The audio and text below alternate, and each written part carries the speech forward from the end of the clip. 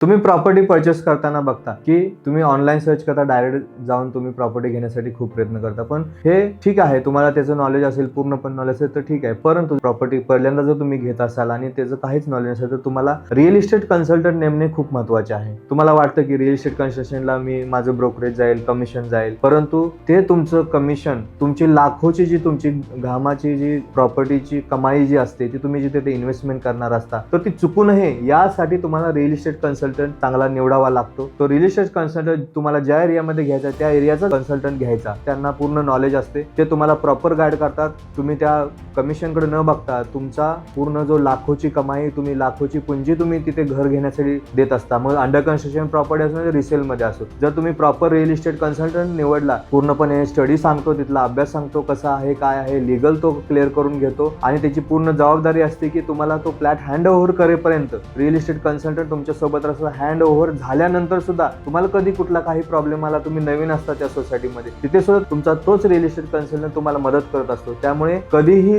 Commission जाते म्हणून तुम्ही रिअल इस्टेट कन्सल्टंटला कमिशन देण्याचं अवॉइड करू नका. तुम्ही चांगला कन्सल्टंट निवडा आणि ते तुम्हाला चांगली प्रॉपर्टी शोधून देतील, हे नक्की.